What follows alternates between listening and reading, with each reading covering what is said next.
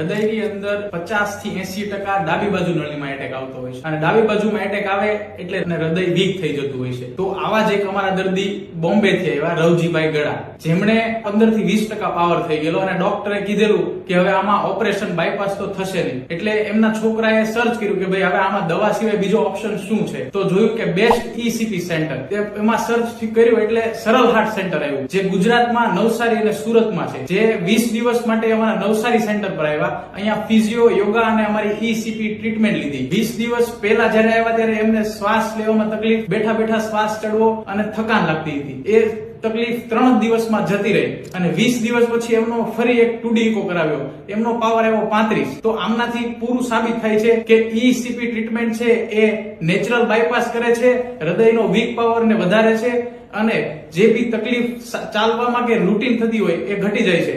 આજે રવજીભાઈ ગડા એમની રેગ્યુલર